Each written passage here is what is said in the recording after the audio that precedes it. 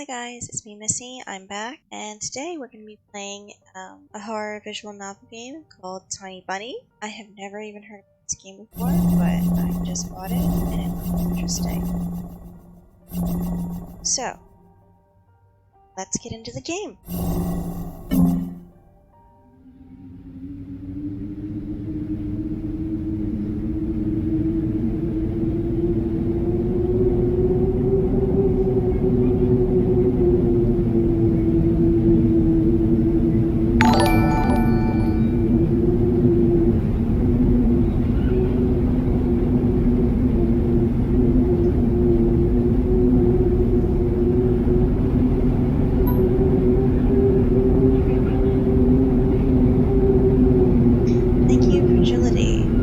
Following me. Wind clawed at my window all night long.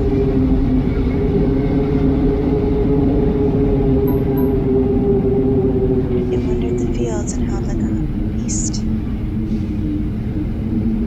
endless song leaped from all sorts of voices, shrill, gentle, sneering, twined in the air.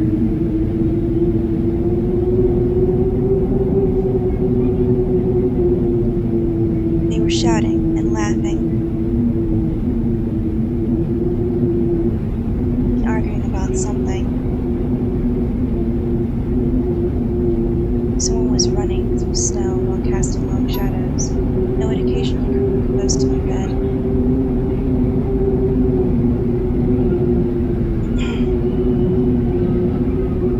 Our houses had a mind of its own.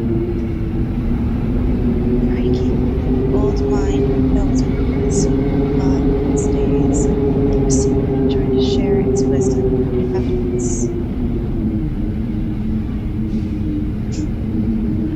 The lonely house faced the forest.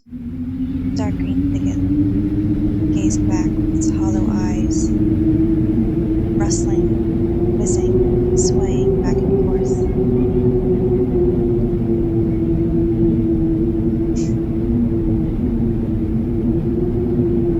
One could come out and stand at the edge of the forest to reassure themselves. There was nobody behind the trees. Fuzzy silhouettes swaying in the wind, possibly do any harm. It's just a play of light, shadow.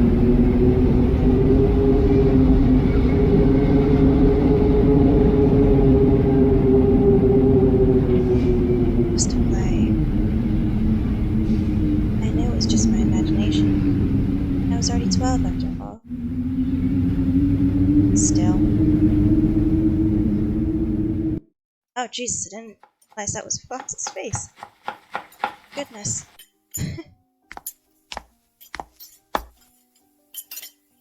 Hey, put away your books. So cute. How many times have I told you not to read at the table? It's bad for your health. Look at how slouched you are. I'll hide the book. I didn't protest and put the book about Conan the Barbarian aside. Read. I was stuck on I couldn't understand after reading it 3 times anyway. Aw, sucks.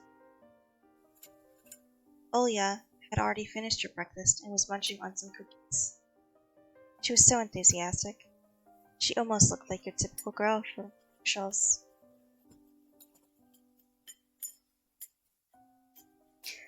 You're not going anywhere until you finished all of it.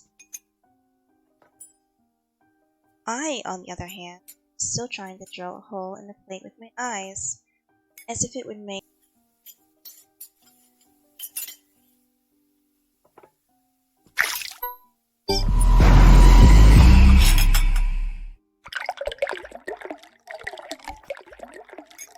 Sorry about this, guys. Hazy anxiousness welled up inside, all because of the previous sleepless night, the black forest around our house, and the gloomy wind. Okay. The longer I waited, the colder the lumpy white substance became. Ew. It looked like a jellyfish. Lustio Odyssey. I love that show. Wonder how horrifying the bottom of the ocean is. Very, very horrifying. Or how cold the Black Forest is at night. The spoon fell out of my hand. Mom showered me with a cold glare from her green eyes. What did I say? I'll get it. I had 10 seconds to catch my breath before battling the nasty porridge once again. Felt around for the spoon. Okay, bye, Mom. What is this carved on the other side of the table? Karina? Ha! That's my mom's name. I guess she carved it out with something pointy when she was little. She sure was a rascal, damaging the furniture like that.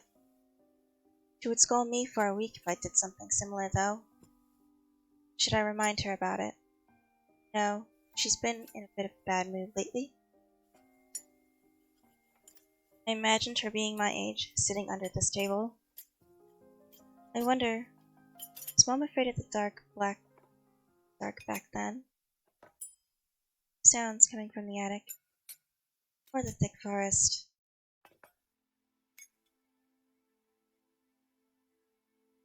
Grandma?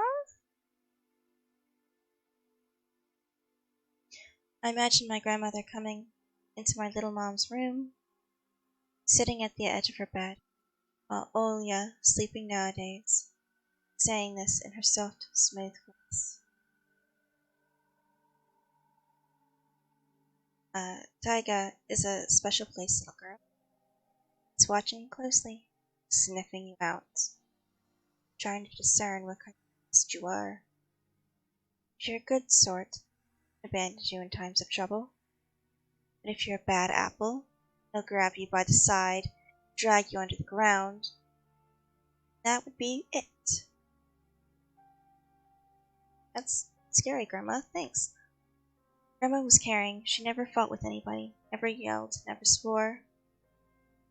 Those were the times without the maddening screams until late at night, without smashing dishes and mutual accusations. Our parents used to love each other back then.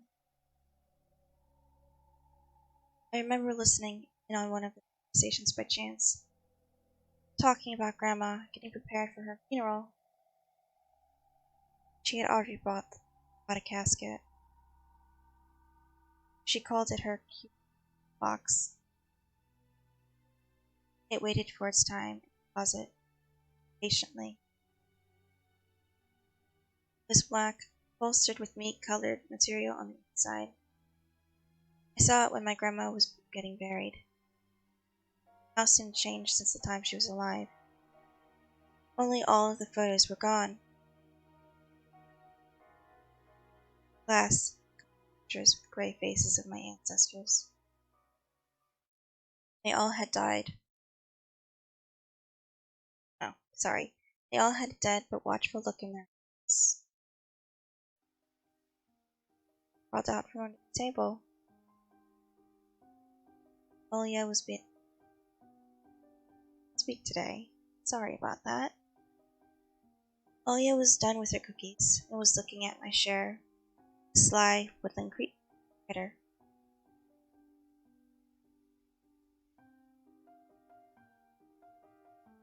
I turned my gaze toward the frosted window. There were a lot of black pines outside. They didn't grab my attention.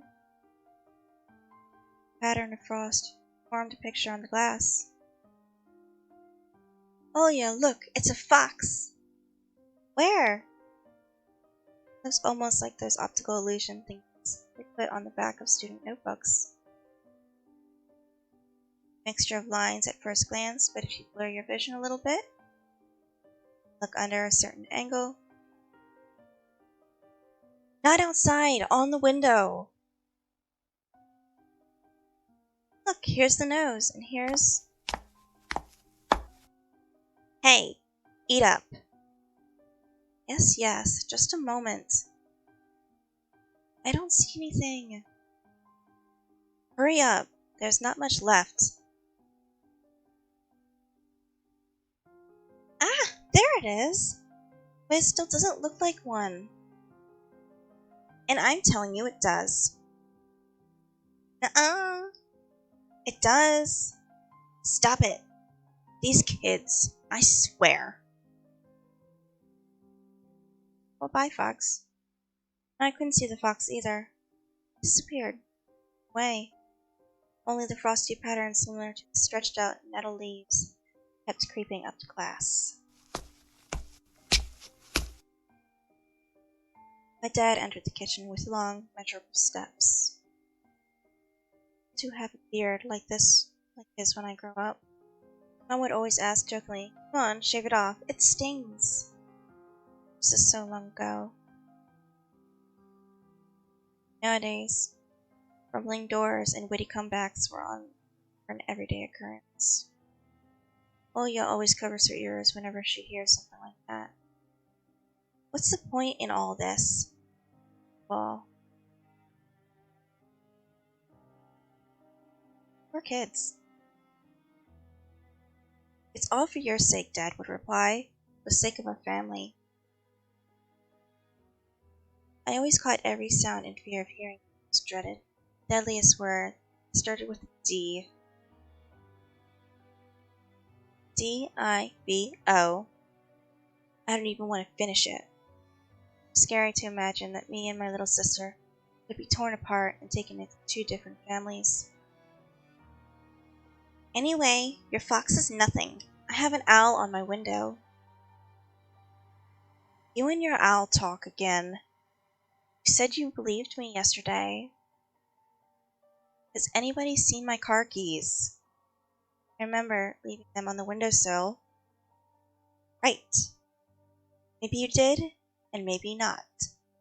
You're a grown man, a father of two, and still. Verena, please stop. Just let me get ready in peace. Your keys are in the basket near the phone. Thank you very much. Anton, stop making a martyr out of yourself and finish eating already. And the owl? There was no owl. But there was! There was one. There was. It had giant glowing eyes! Okay, creepy kid. Oya sprung up from the chair and placed her hands on her little face, imitating a pair of eyes with her fingers the size of an apple each. Last year you had Babe, in your closet, and now this owl.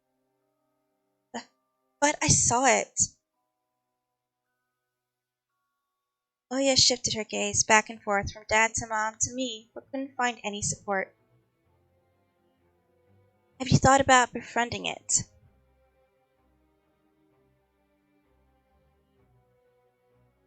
You know, like feeding it with imaginary mice? Don't bully our girl.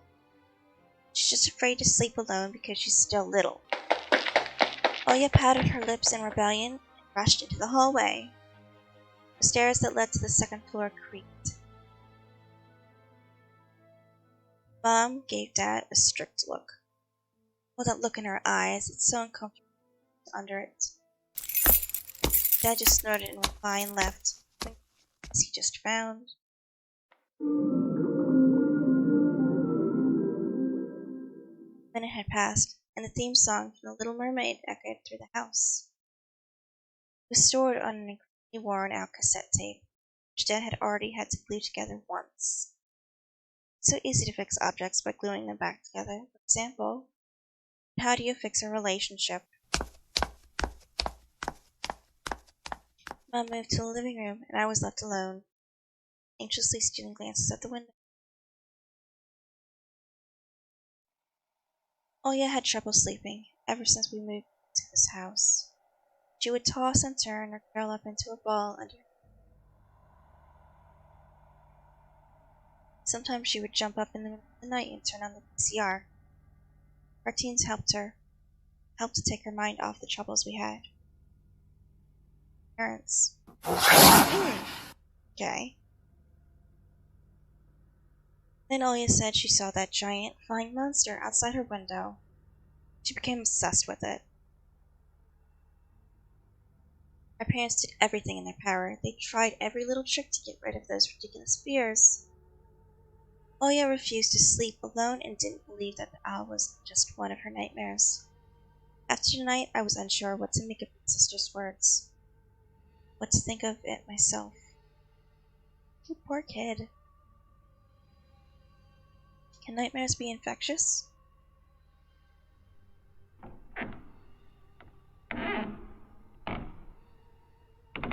Just last night, I could get a wink of sleep, and ended up thinking what to expect in my new school. There were a couple of days left before the beginning of a new term. My imagination drew long, twisting hallways that led to a classroom full of kids. But all the students behind their desks were simply dark figures, cut out using a template. Circular holes gaped in the middle of their faces. Pairs of eyes blinked inside those holes.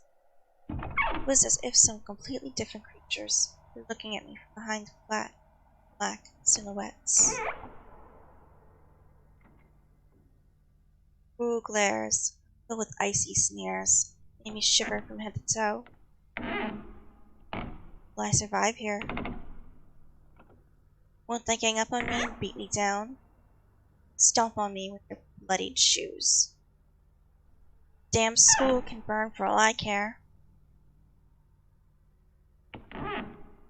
I just wished for anything to happen to it. Doesn't really matter what. I didn't want to go there that badly. I didn't want to see people who were just itching to smack me on the head, trip me up, think of a new offensive name for me, worse than the previous one. I felt like the glasses I wore made me an outsider, or some sort of monster. My gaze slid across the drawings hanging on the walls. I couldn't consider myself a great artist, but Oya begged me to hang them. Drawing was the only thing that made me happy, as of late. The small circle of friends I had also enjoyed my paintings. They promised to call me from time to time. Sometimes I imagined my mom picking and saying, "Old voice, got the wrong." Or Anton is not around.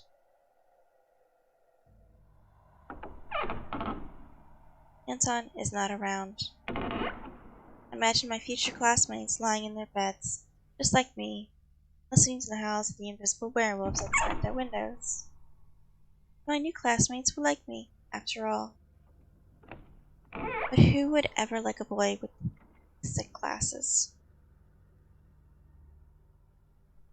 I mean, my dad used to wear glasses when he was little, and now he's married to the most beautiful woman on the planet, my mom. The house creaked, pressed by the wind. The condo we used to live in, 9-floor concrete building, buzzed with the neighbor's drill, mumbled with the TV set from behind the wall, cried like a baby from the big family next door. Our current house, though I can't really call it new, is completely different. It's a silent and easygoing day. The shadows lay dormant in the corners, on the closet cobwebs, and under the stairs. But they all woke up during the night. Something was watching me from every corner, almost as if the old photos of my diseased family, their ashen eyes, were hanging on the walls in place of my drawings. The floor was squeaking, rusty drains were moaning, The attic was occupied by nasty drafts. Noisy drafts, not nasty drafts. One could think the house was performing some sort of demonic melody.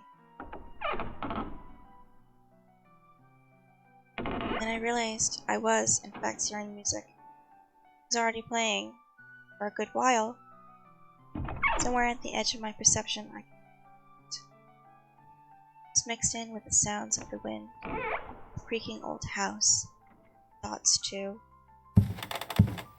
I stood up and rushed to the window.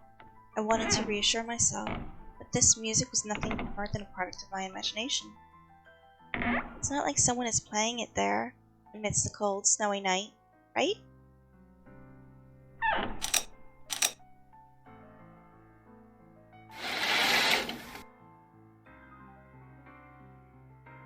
Oh, okay then. Someone was dancing in the field. Black silhouettes I could barely make out, with the dark forest as their backdrop. Jumped around, basked in moonlight, bumped into piles of snow, rolled around and crawled on all fours. Stories about wolves playing under the moon came to mind. These were clearly not wolves. No, they looked more like a bear, a wolf, a bird, and something else. He stood upright at times, circling around, holding hands and whipping up snow, disappearing into the shadows for a brief moment, coming back. Something bizarre was going on. Shadows dance in the starless abyss, made my imagination go wild, making me anxious at the same time. Uh-oh. Suddenly the music had stopped. The dancing shadows froze in place, and I could swear pierced me with their eyes. One of the silhouettes immediately parted. From the bizarre shadow, Carnival, and sprinted across the field with giant leaps. Oh, God. It glided on squeaky snow without leaving any marks, until it was devoured by the pitch-black shadow of my house, which became even darker and thicker. My heart was jumping around like a bird inside a cage. Shut the curtains with a swift motion and stepped back to the bed. He saw me! A freezing torrent of fear washed over me. I stood in the middle of a perfectly dark room and listened to some unwanted guest move and scrape around, looking for an entrance. The sound moved to the right, circled around the house. Now my guest should be at the front door. I jumped into the bed and covered myself with a blanket as if it could protect me. Shackles of fear locked my muscles. I remember the funeral, my grandmother lying there, hands crossed on her chest, facial features sharp like that of a tin doll. Ants running up and down the legs of chairs. They held my grandmother's casket. Imagine those little creatures climbing up her head, and pulling up her eyelids with their tiny legs. And her wrinkly eyeballs would once again move inside their sockets, and she'd be able to see her grandchildren. I was chanting the spell she taught me throughout the whole procedure. Now, lying under the blanket and listening to squeaks and howls, I was repeating the same words. On the island of Fuyan, under the blemished sun, in the sea of color blue, stands a cabin made of wood. There lay lard and ashen hair, who spawned from devil's lair, to feast and always leave alone God's faithful servant Anton. Evil leave this house must, ashes to ashes, dust to dust. Bizarre sounds had disappeared. I cautiously peeked out from under the blanket and saw curtains waving around like a hangman. And the night doused me with a new portion of boiling terror. Sound scratched at my eardrums. In reality, something or someone was scratching at the front door, hurriedly clawing at the wood, demanding to be let in. door was shut. Again, very cautious recently, so he installed the sturdy lock. I remember him staring at the bars intently as if he was looking for someone. Ashes to ashes, dust to dust. I knocked my knees, placing my chin between them, and drove the floor with my eyes. I'm so flimsy and weak for the night of darkness. And then... ew. The doorknob twitched slightly. Then it turned halfway. Once, twice, as if the person who tried to enter had no hands. Doorknob tilted once more, and then... it started violently clicking. Screaming violently. Exactly. The dog kept there. It was close to blanket. The door creaked open.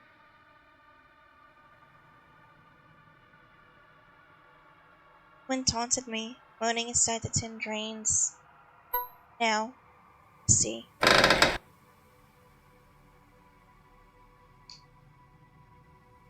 The door was wide open. The darkness wreathed inside the cavernous mouth of the doorway.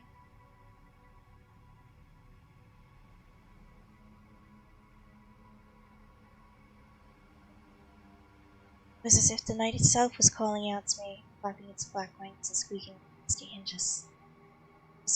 I was trembling and stared by the web of darkness that hung against my room, waiting for the one who weaved it out of the gaping hole. So...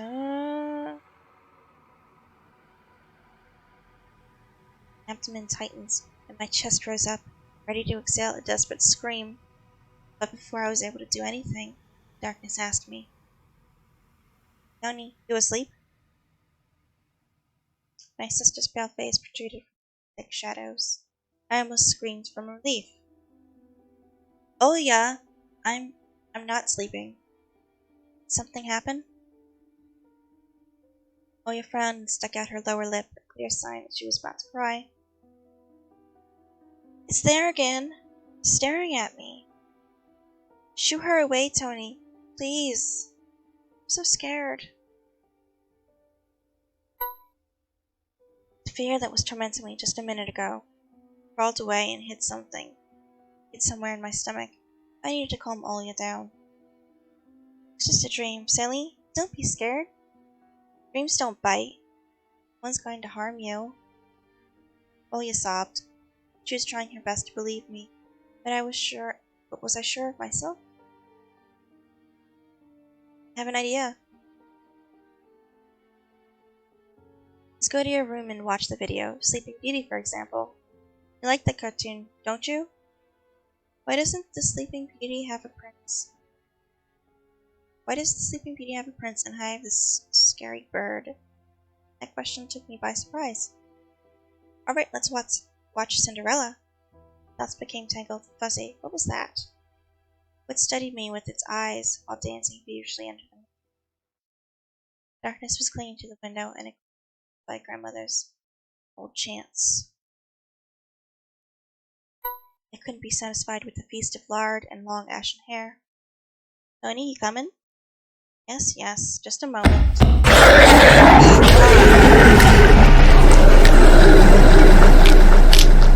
Well, that made me jump.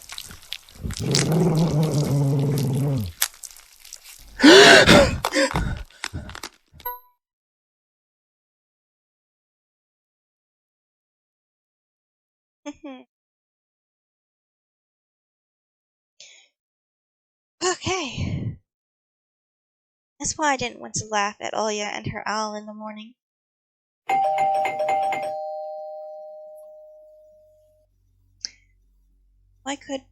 Who could be visiting us here in the middle of nowhere? We don't know anyone around here. It's a loud doorbell. So persistent, but extremely unsettled just from a silly thought that our morning guest could have come from the woods. I could barely hear voices coming from the front door. My mind was urging me to hide. In the closet? under the table, the curtains, where Alya always hides. Tony, come here. I felt like kettlebells were tied to my feet, still dragged them toward the hallway. A couple of policemen towered over me in the doorway. It smelled like frost and worry. My mom always winced and grumbled the moment she saw patrol cars, worse than bandits. At the moment, though, she looked somewhat confused. Hello. The senior officer, who wore a grim expression, nodded. The boy had gone missing yesterday. His name's Vova. Look at this, please. Have you seen him? The policeman held out a photograph to me.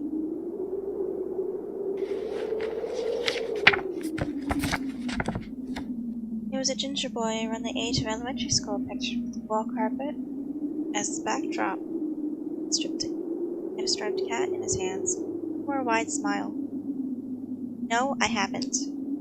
Are you sure? Look closely. Why? Where would I see him? I don't know anyone here. I barely leave this house. Maybe you've seen him from the window. That's right. Your windows look straight at the forest, don't they? Window. No, I haven't seen anything. I see. He sounded tired, but his eyes, his stare, long and heavy, was full of suspicion. I squirmed unwittingly under the weight of guilt which his giant shadow cast over me. The policeman finally tore his eyes from me, glanced over the hallway, stairway, and the cracks in the ceiling, which I haven't noticed before for some reason. How do you like your new place, by the way? Getting used to it? Bit by bit. It's just our little daughter misses the city a lot. Misses the city, huh? Have the locals been treating you well? Yes, everything is alright, thank you. The policeman peers through me. One more time with its gray eyes. My head started to spin. Can I help you somehow? I asked that in a shaky voice, to look like a polite boy and to end this unpleasant conversation sooner. Now that I think about it, he looked just like one of my nephews, little fella. He's a witty boy about your age, wears the same type of goggles, haha.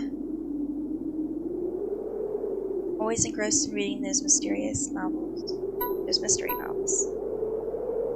Told me he wants to enroll in police school when his family visited this summer. Wanted to help other people just like me, see? I felt uncomfortable, as if a distant relative, not a police officer, stood before me.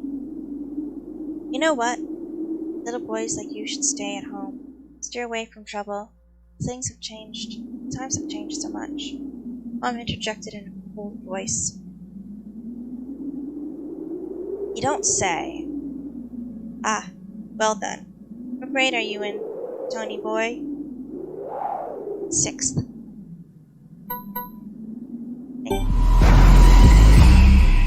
Have you made any friends here so far?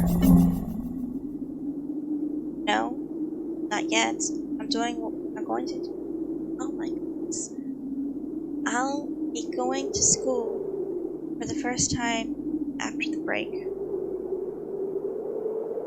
Ah, then I'll leave you my number, just in case. Call me if you have any new information. Policemen were gone along with their shadows, the smell of cologne and photo of a smiling boy. His face still stood before my eyes. I wondered what it was like for him, all alone, there. For some reason I thought of the forest swaying in the wind. What did his poor parents feel? What would my parents do if I had gone missing? They cry and thrash around hysterically? Or would they accuse each other like they always do and forget about me eventually? Mom, this Vova. Did he go missing in our forest? Seems like it, poor child. Looked at the window, at the road. Police. What he was drove off to the village. The officer's nephew came to mind when I was splitting off old photo from the cell. Old paint. So I don't know why I said photo. I remember all the teenage mystery novels from the Black Kitty series I've read this summer. Average boys and girls investigated all sorts of mysteries there. Looked for clues, spied out suspicious people. And after a set of amazing adventures, bam! Solved any complicated case. They became local celebrities and must have made their parents very proud. I noticed a trail of police footprints that led to the forest. And then it clicked in my head. Why don't I start an investigation of my own? Maybe I'll find that lost boy, and then I'll get a reward. Oya will be so happy. And not only Oya, Mom and Dad too. Maybe I'll even forget about the quarrels for a while. Maybe I'll even save us from the D word. Fantasized about buying Oya a Tamagotchi. And getting a cassette player and a bunch of tapes for myself. A whole box of Kinder Surprise. When was the last time our parents brought us a toy? Last autumn, I think. My dad had lost his job at the time. There's that annoying song about it. Had little to no idea what was the accountant's job like. Count money, I think. Neighbors used to envy us. But nowadays, Mom and Dad barely had money to afford sweets, and Dad would always divide a single chocolate bar between me and Oya. Sometimes I gave her my share too. No matter how much I wanted to eat sweets, she was still just a pipsqueak. Couldn't wait to go out. Lose. I'm going outside. Yeah, right. You want the police to go around with your photograph next? The forest is so thick. What if the boy got snatched up by wild animals or something even worse? Even worse echoed through the hallway. I won't go far. I'll stay away from the forest. Did you hear what I said, or should I repeat myself? Better go pack for school, bag, or play with Oya.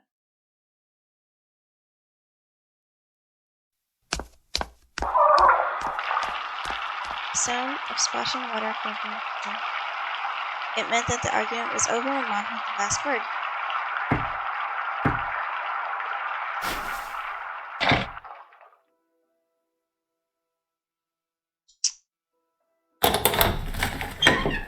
Dark, stuffy closet. Mom says it smells like mice. But how would she know their smell? She hates when I stick my nose in there. She's afraid I'll cut myself with a freshly sharpened axe. And Oya can't even be lured close to it, she thinks. Babe is living there.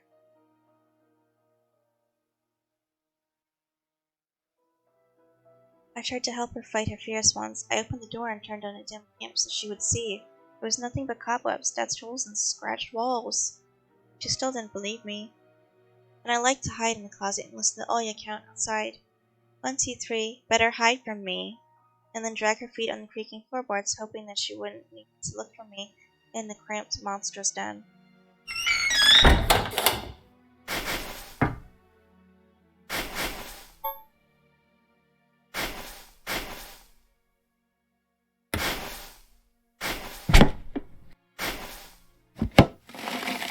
Grandma kept ice cream for me and Oya there, but now I could only see meat bits from soup and cooked it together.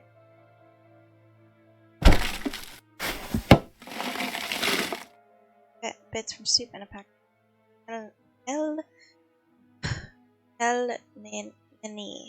Mini.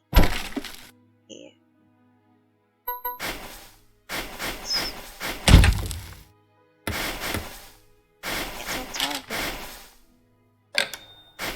I guess I have to go outside. Anton! I'll whip you if you make a single step out that door.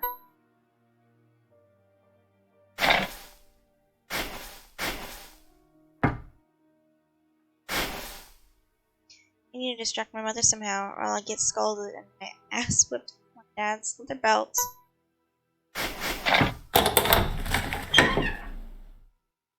Anton, get your ass out of the closet immediately!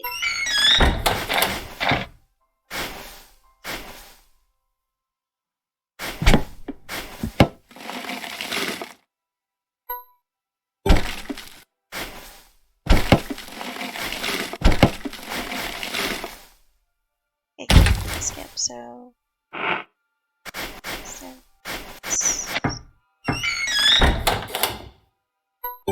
Stop, I'm just kidding.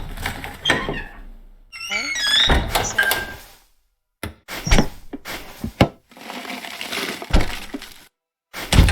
so...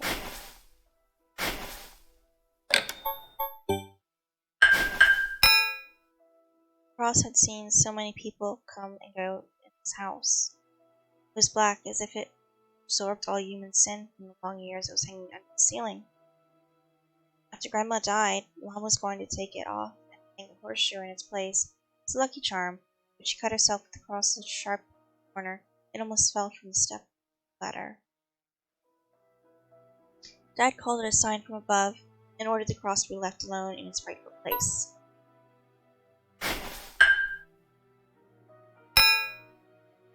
Black cross.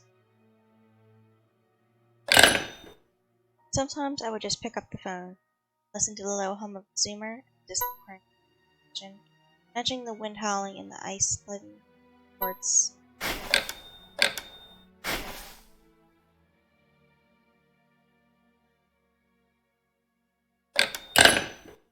Anton, get your hands off the phone.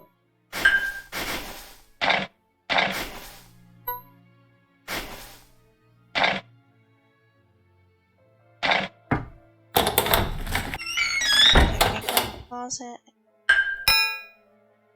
Cross. Mom's peg top, a family relic. No one played with it when she was little, but she gifted it to me. Oya was next in the succession line. The toy belonged to her now. She stared at the dancing spindle as if it would show her something. Fairy tale, or maybe even our future. Now even my little sister was a bit too old for the old squeaking peg top. This toy.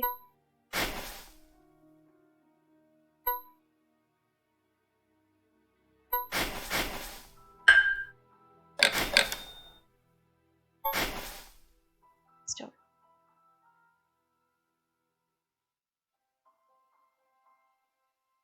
You gotta be kidding me.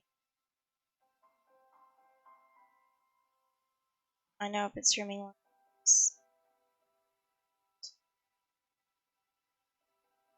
Of course my stream got disconnected.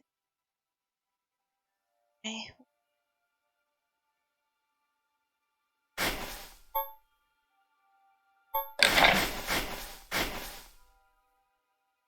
Is there anything else I can touch? Let's go there.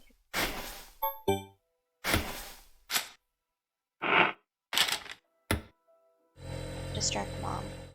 The side of an old ocean freezer was checkered with childish drawings, Mom's recipes, and all kinds of stickers. Bubblegum with dinosaurs that Oya liked so much. Among that still life picture hung a piece of ruled paper with the phone number of the police officers who visited us. First Lieutenant, I'm not going to try and say that name, I read inside my mind looking at the officer's sprawling hand. The scrap of paper was held by two pieces of broken magnet. It was an old Soviet toy. Those pieces just barely covered up the numbers as if to taunt me. I leaned toward it to unveil the mystery and take the piece to a safer place where it would wait for its time when I would finally find Bova, the first to call the police with the happy news. Anton! Mom's reproachful eyes stared at me. What do you need it for? Hands off. You'll lose it. Angry my mom was the last thing I wanted, so I lowered my hand.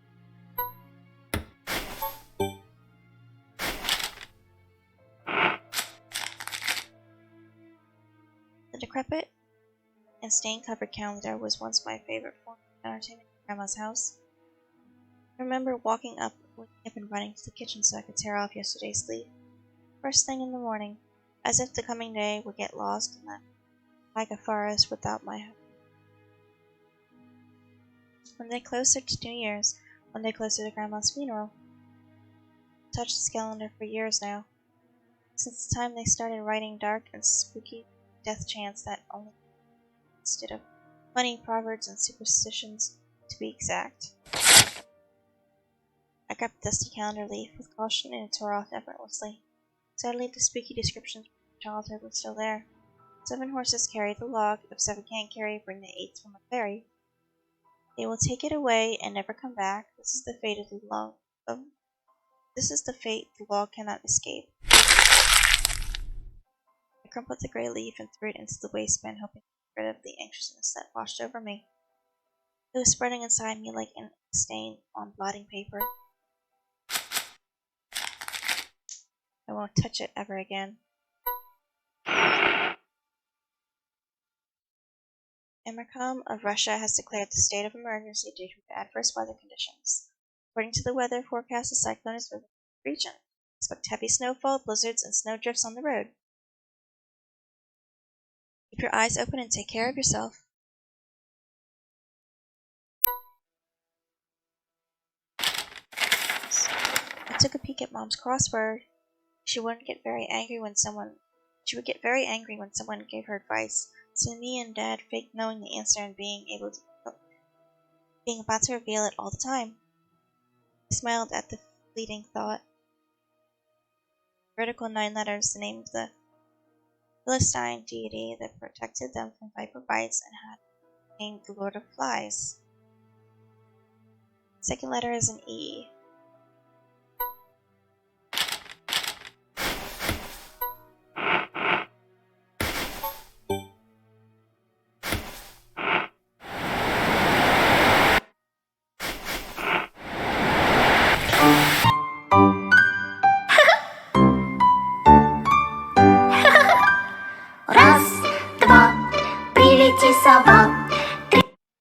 I don't like the radio.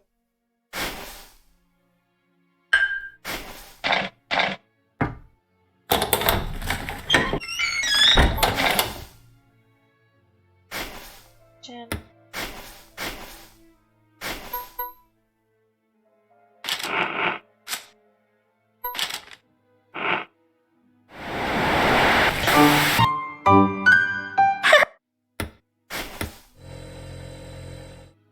So, Z.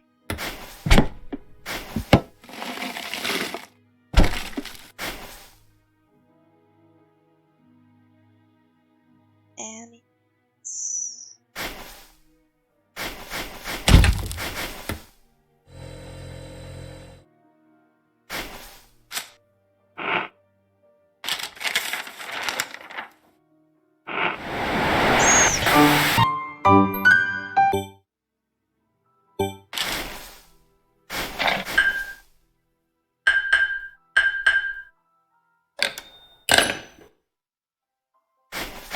phone, toy, black cross. What am I supposed to do?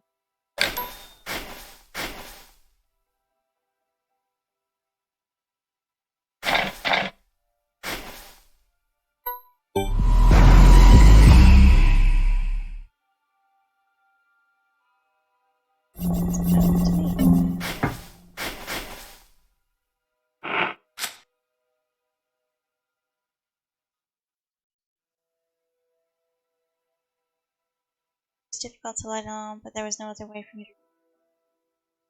Mom, something's wrong with the TV. The picture is dim and there are stripes all over the screen.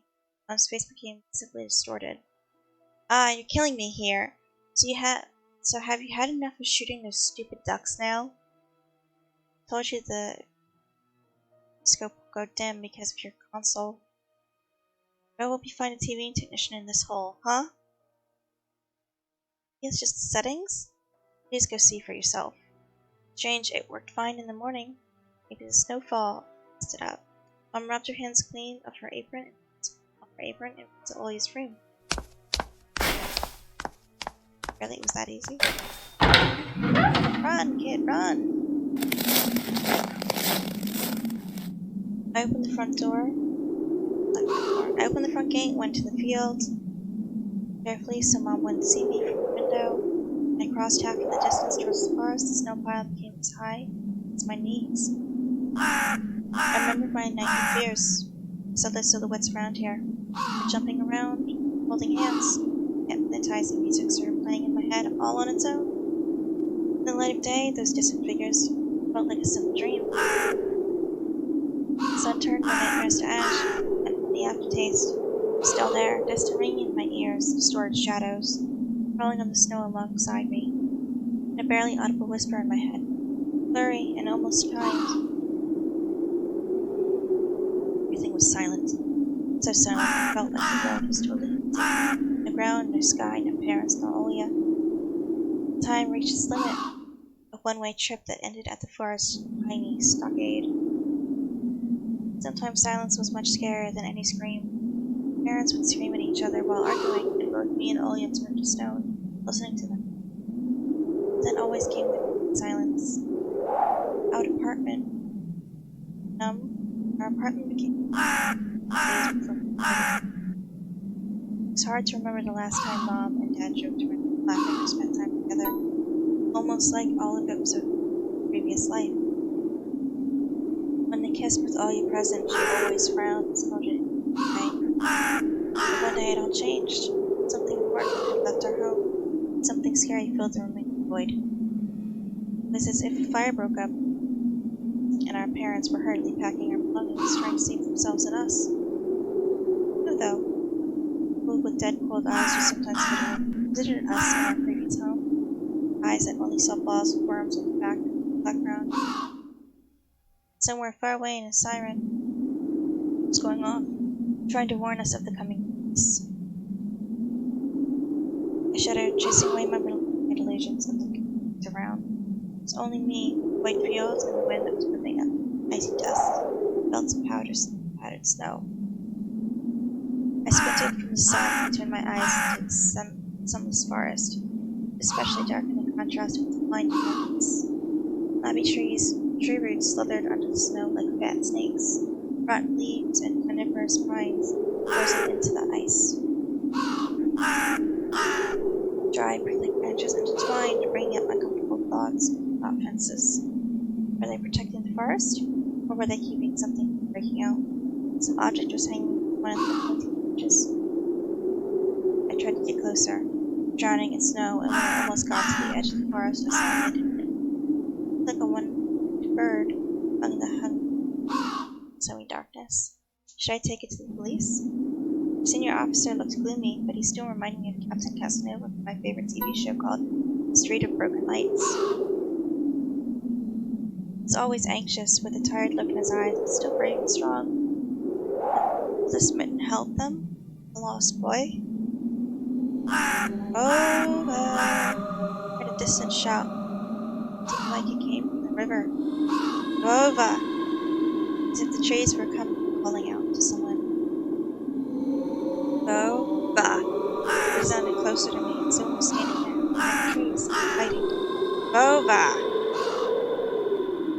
I knew someone was looking for the lost boy, but still, something was unsettling about that figure. The stillness, how it was bent unnaturally toward the ground. Its blackness. There's no one there, just branches and roots. It's all just my imagination. A nearby bird flapped its wings loudly. Oh my god! A shadow split from the trees and disappeared from my sight.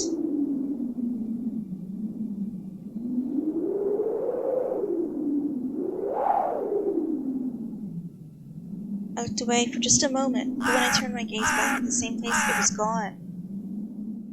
So it was my imagination after all. Silence reigned for a painful time.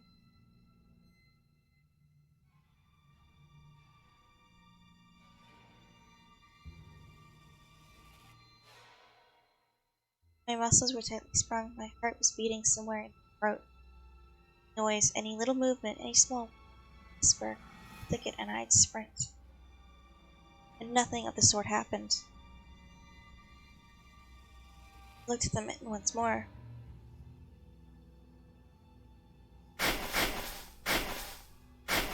Take it. I decided to take the lonely mitten from the branch. Oh my god, that was a bad idea. Oh, I'm screwed. A shout rumbled across the field and dissolved in the distance. No echo, no hope for a reply.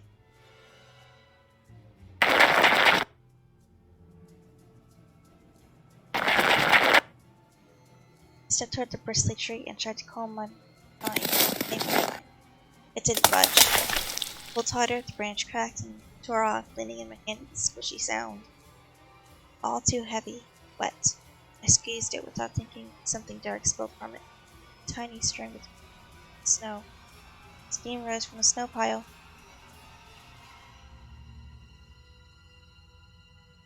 Blood? I froze in place, studying my palms in disgust. Red, the sun of cracking branches invaded the silence. I didn't have to think twice before running away.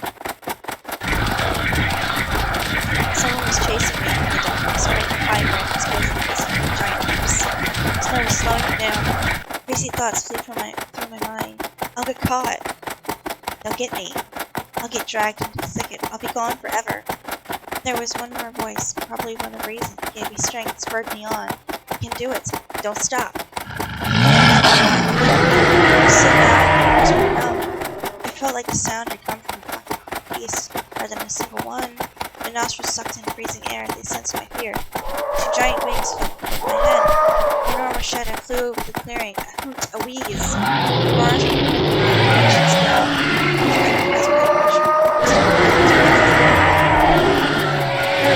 don't look back.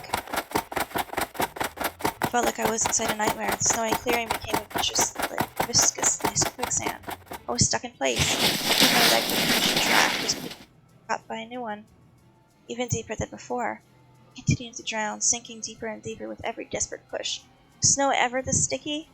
I screamed in horror after realizing it wasn't snow. Someone or something in the snow pile was clutching my pants. I gathered my strength and rushed forward. Not sure if my leg was gone. My boots slipped out of the hole and my soles were on a hard surface again. I reached the clear path with me jump with one jump, and from there I ran to my house. Its gloomy facade didn't look threatening now. This house was my line of defense from the shadow that flapped their wings and the creatures that were hidden in the snow.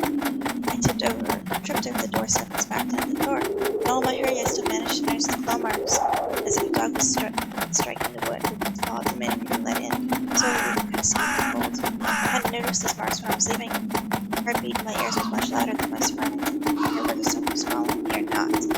What if they were already in our front yard and Mom had locked the door? Running in fear, I pulled on the doorknob and it gave way. I rolled into the hallway and shut the door behind me. Porch planks creaked as my pursuers ascended the stairs. My fingers slipped off the lock and I couldn't flick it into place. I gritted my teeth and pulled hard on the iron knob, putting it between the boards. I stared blankly at the door. Someone was standing on the other side of the pitfall, a clumsy barrier that was possibly less useful than blankets. A wheezing breath reached into the house and crashed at me in waves. It smelled of pine and sweat. Mom peeked out of the kitchen and chastened me with the same frigid voice she always used when talking to Dad. What exactly did you understand when I told you to never slam the door? I didn't mean to. I snuck a glance at the door. The smell was gone. The breath was too. There was someone in the first place, of course. We were near 5 meters away from Mom. My fear was slowly weakening, melting like snow in spring. With it, the last bit of strength I had in my body, too. My legs gave way. I propped myself up against the wall so I didn't fall over. Mom's expression had changed immediately. The cold mask of strictness and detachment was gone. Mom looked the same as before. Mother squirrels. I finally saw my condition, my wet pants, plastered with snow. Where have you been? What did I tell you, huh? I told you to stay home. Am I nothing to you? I got afraid she was cry. I reached out to her like when I was very little and would cuddle me. But Mom regained her composure fast and put on her usual face. Her eyes shined like steel, her voice rang out. Your dad can't find his cigarettes. Be honest, did you snatch them? Were you smoking in secret? There was someone chasing me. I stood it as soon as I started to explain myself. Tears welled up in my eyes. Mom leaned toward me and sniffing my clothes like a beast, searching for the smell of tobacco. And she squinted her eyes in suspicion and looked into the front yard. Her expression changed in an instant, and she covered her mouth with her hand. Look over there at the fence. My heart started thumping as it became prey once again to the pursuers following me in the field. I swear that I've heard something scratching at the door, just like in my nightmare. Mom back at me with her finger gathered on my remaining bravery to look at the kitchen window, facing my fear. I could barely discern some hairy silhouettes swimming in the snow through the icy water patterns of the glass. Dogs! Just a small pack of strays with no name and no owner, barely reminding of the hungry monsters that live on the edge of the forest. Oh boy, were you scared of them? I think they'd rather be scared of you, Anton. They were chasing me, like a bunny. What if they're rabid? The smile had slowly disappeared from my mom's face. Then she looked at the dogs as if it was her first time seeing them. What if they attack Olya? Mom, wish your dad could just shoot them all. Mom, look, they're alive. Huh, what? Are they your friend or foe? After all, make up your mind. You're not a little kid anymore. Mom sighed in annoyance, and I felt so bitter that I bit my lower lip and fixed my gaze in the cobweb-ridden corner. Well, some detective I am. In reality, I was risking my life among monsters, but rather my pants among a pack of stupid strays. And what use do I have for this? Of course. A darkened, sticky mitten. That's my trump card as a detective. I hurried to present this clue to my mom. Ew. Look, this is Vova's mitten. The boy the police were asking about this morning. It's drenched in blood. I found it hanging on a tree. I can show where. It's called the police right away, like the officer had told us to. Mom, look. Ew! Shadow of doubt slowly crept over to my mom's awkward face, as if she were trying to remember something distant, like someone tries to remember their dream. But the images slip away. Stop it this minute. Anya won't go and see if she hears you. She already has trouble sleeping and whines all the time. And you joke around like this? At that moment, I realized that it was actually wet with snow. There was no blood whatsoever. I wanted to sink through the floor from embarrassment. Here, my boy, he cried Wolf. You don't just stand there. Take your pills. Bone-colored pills and instant of dead wasp fell onto my palm. I already took one during breakfast. Don't talk over me. I told you to stay home, and you... Dad would have given you a good whipping for that. Come on, take it, or you won't be able to sleep that night, and you have school tomorrow. So I had to swallow the bitter medication, drinking it down with some similar awful water that gave off a taste of chlorine. Maybe it wasn't Vova's mitten. Maybe it wasn't a mitten at all. It's like the forest monsters and all. Ow, am I going mad? What's happening to me? Either the pill had an effect on my overexerted brain that didn't let fear inside anymore. Serenity washed over me, bringing tawny indifference along with it. Anton, you done, so you can do it when you try. Take off your coat? Are you asleep? No, Mom, I was just thinking.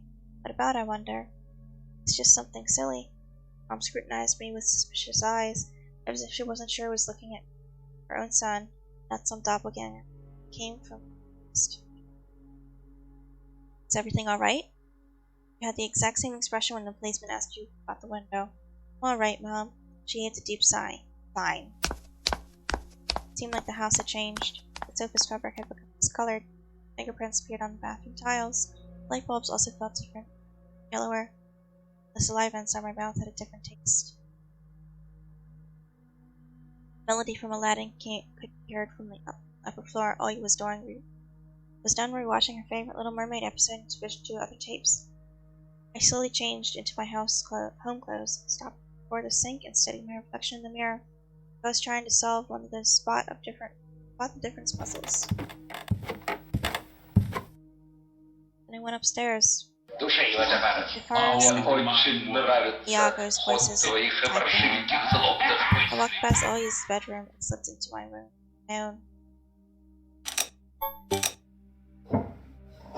My Triceratops figurine. I know about all sorts of dinosaurs, velociraptors,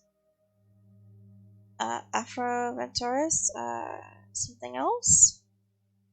I remember going to the movies to see Jurassic Park back when we still lived in the city, taking pictures with the T-Rex in the hall. I turned its head and roared. It was awesome. Next to it was a Robotech Transformer. I love this cartoon. Jet Fighter speeds up into the intro among the sounds of blaster fire. You know your next 20 minutes will surely be amazing. Central D space station is captured. Get ready for battle.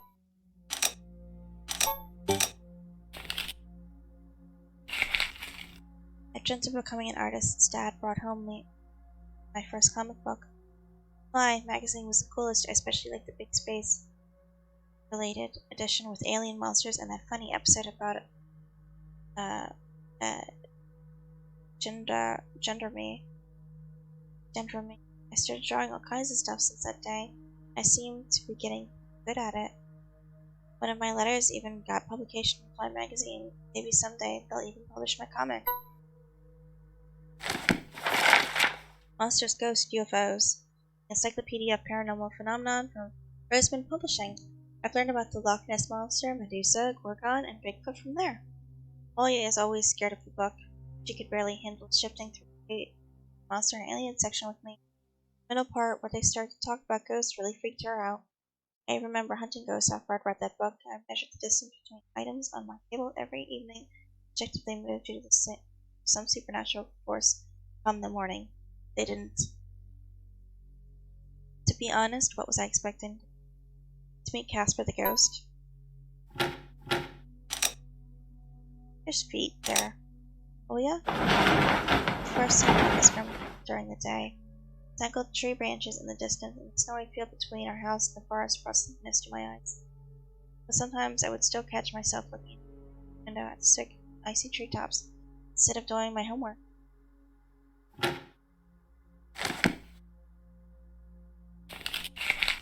My best work.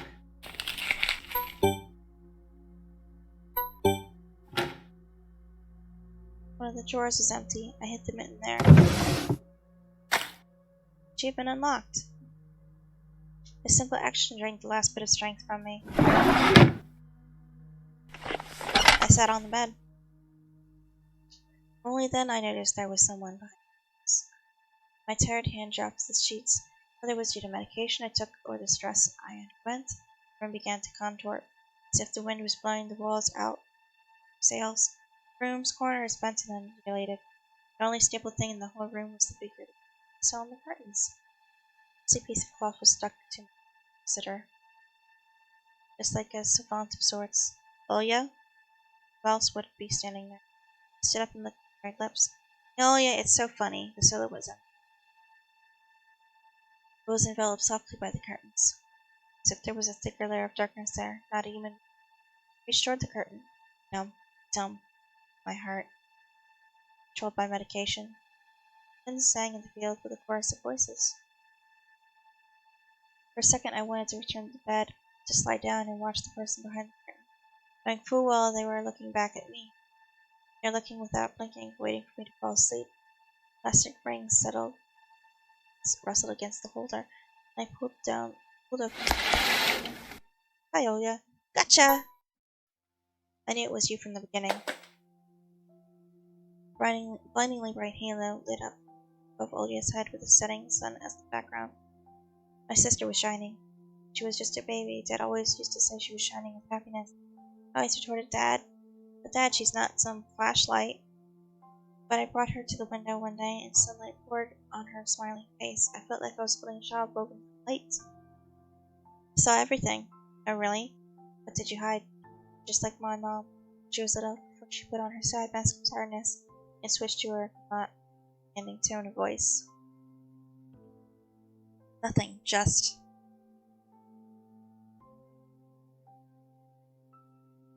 Oya ran up the table, looked at the table, her eyes round, and asked, "You stole something and hid it there. Are you a thief?" "What? Don't be stupid. I didn't steal anything." Clear image came to mind, the mitten hanging from a tree branch. What if I did steal it after all? Forest, from the tilted figure standing behind black trees. Or you could be selfish and stubborn when she wanted. Then show me. Oh, little bunny. Swear that you won't be telling anyone, then I'll show you.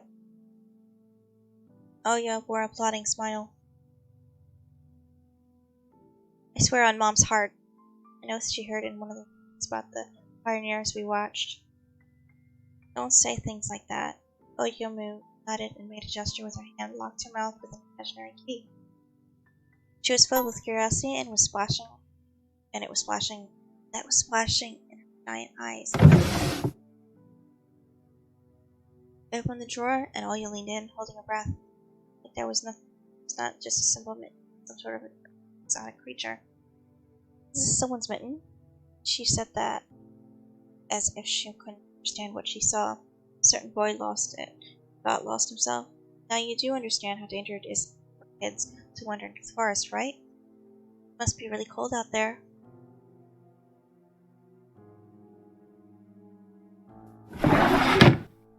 Will they find him?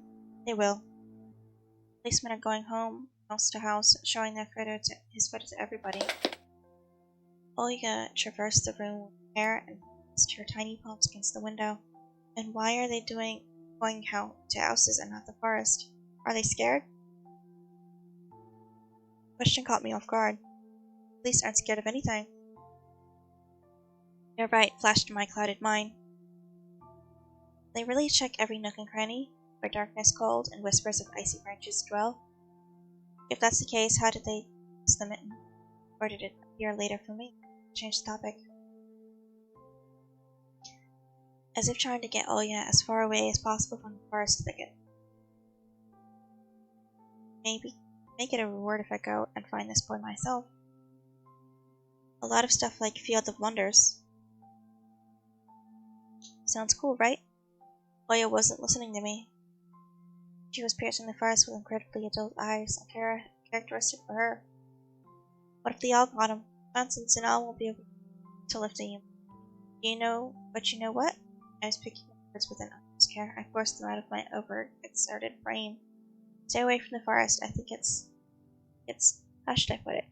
It's cursed or something. Just like in a fairy tale? No, not like that. More like in that spooky tape Mom and Dad are hiding from us. Oga shivered and stood against that window. I saw you running away. Someone was chasing you. No, it's just I was hurrying back home, so Mom won't be worried. As I looked at my sister, my heart was tearing apart. So fragile, it was so easy to stifle her light. A gust of wind and her small fire would be gone. You're lucky. Mom won't even let me go outside. Like a princess in a tower, can't go anywhere. I'll die from boredom here. You're wrong. No one has ever died of boredom.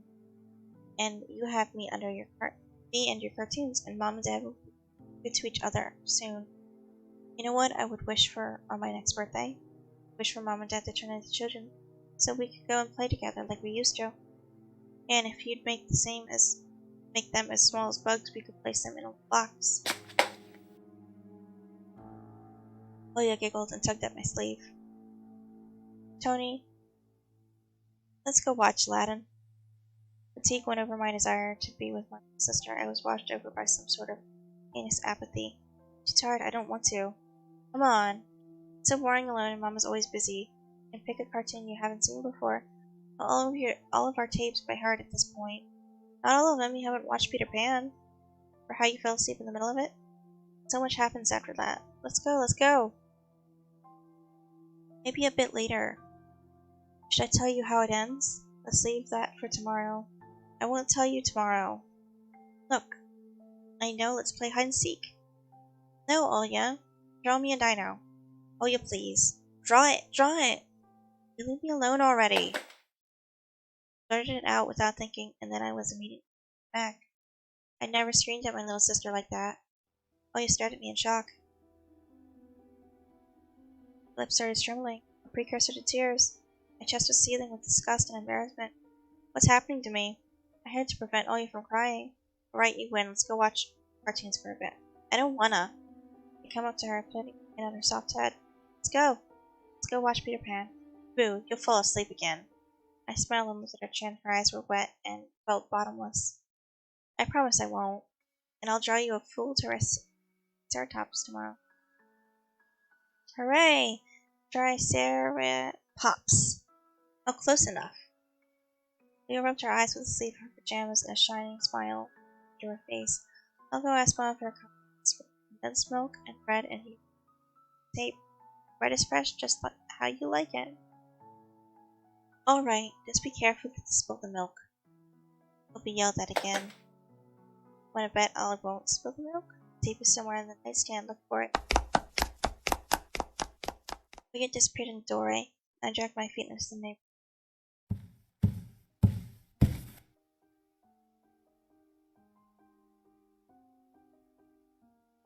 Okay, before I turn the on, let's see. Piggy bank. Olya is saving money for a real puppy because Dad said that taking care of him will take a lot of money.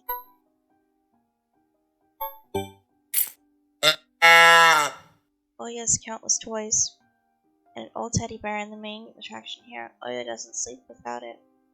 She digs her nose into its fur when she sleeps.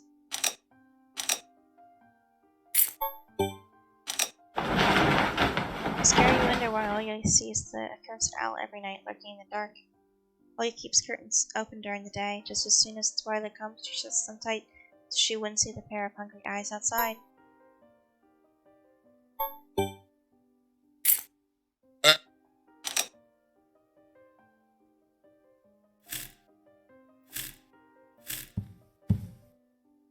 The old photon TV was gathering dust in the corner. That was left was clipped. All that left was let's try this again. All that was left was clicking the button on the front panel.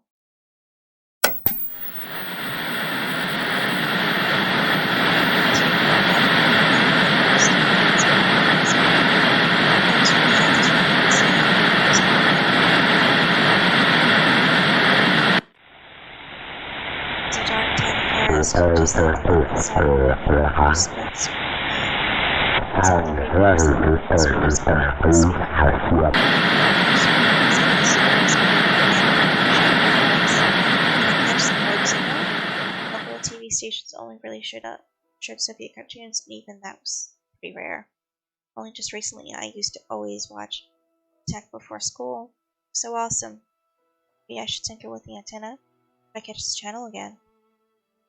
On the other hand, Olya had asked me to keep tape. Wouldn't be nice to disappoint her, but in my sleepy state I didn't have the strength to do it all.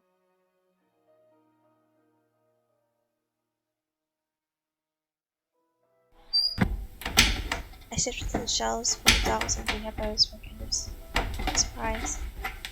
I found the tape I needed, thanks to its shabby spine. I got the black rectangle from its box. It's Neverland. Deep inside it, rustled while rewinding to the beginning. Cecil was lulling me to sleep.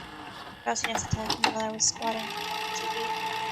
It just whirled in my head, me and Olya playing bars, self-browse. My sister was laughing. Her smile became more and more coarse with every passing second.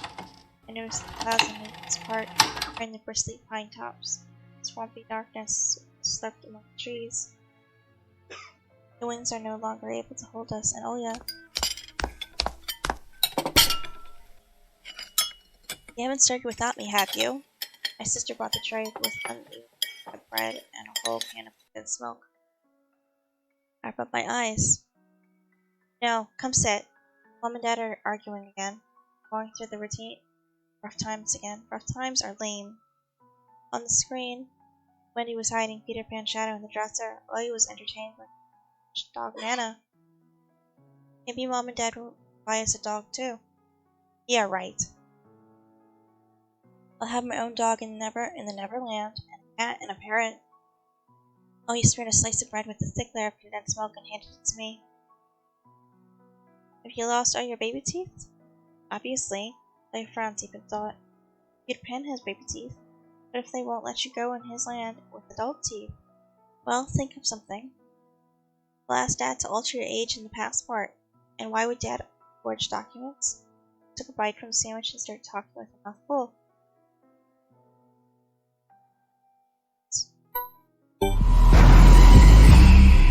He would. I heard Mom say that he did that before. Grow ears as big as Dumbo's. Oh, you got worried and touched your ears. I smiled to myself. Нет, это нечестно. Он крутится как пчела, он летучий дьявол. James Hook. As if she got sucked into the fairy tale Neverland. To be honest, I almost imagined myself there in a land where nobody ever ages. There were no argues, where no one argues over little things, where no one listens to fights and the sound of birds at night. It felt like I was dreaming with my eyes still open, and my sister screamed back to reality. Shut the curtains fast. Why? No one's watching you. It's dark, and when it's dark, the evil owl comes, and I'm scared. Got out of bed, fighting my drowsiness, and closed the curtains. I did my best not to look outside toward the treetop, toward the taiga forest, which seemed like closer and closer. Of course, it was just a visual effect from the shadows of branches scraping the snow. Tiny Mom thinks I yell up, and Dad too. Thinks I'm a liar since I'm small. But the owl exists. Honestly, it does. Do you believe me? You believe me, right? That it comes every night, and I softly grabbed Olya's hand and looked her in the eyes. I was trying to transfer at least some of my courage and determination. But did I really have those qualities? Yes, I believe you, alright. Just don't nag our parents about it anymore. They're already dealing with a lot, so they'll just get mad at you. Come and tell me if anything happens, and don't look out the window. But it wants me to look. It doesn't matter. Act like it doesn't exist and never existed, like it's made up, just like Mom and Dad say. Get tired of waiting and fly away.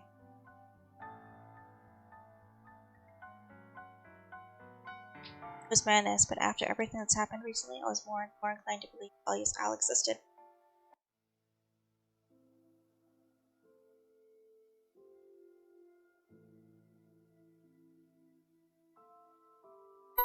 Follow Peter Pan's adventures, as if nothing bad happened, as if the forest didn't kidnap kids, as if our parents were trying each other's heartbit. Хорошо, Крюк. Когда ты свободен, можешь уплывать. Никогда больше не возвращайся. I did. Gilded sailboat. By some miracle, I lasted longer than my little sister. Olya's eyelids had dropped.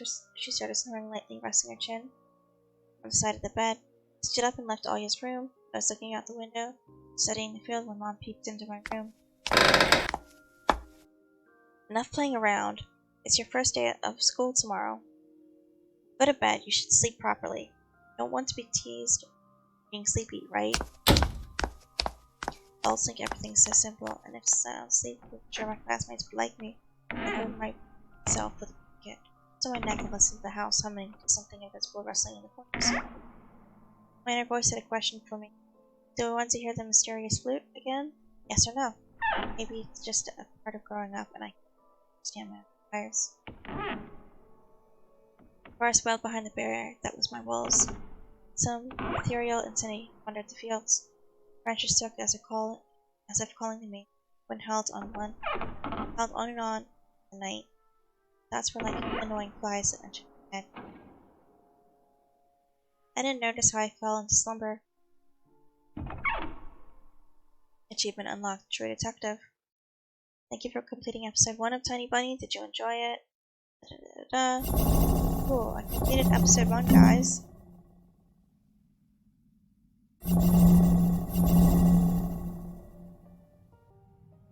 It seems like there is no episode 2 done yet. So I hope you guys enjoyed this episode. I know I stumbled over words a little bit and spoke sometimes. But still, I hope you enjoyed it. I hope you guys have a good day or night wherever you are. And I will see you guys soon. Bye!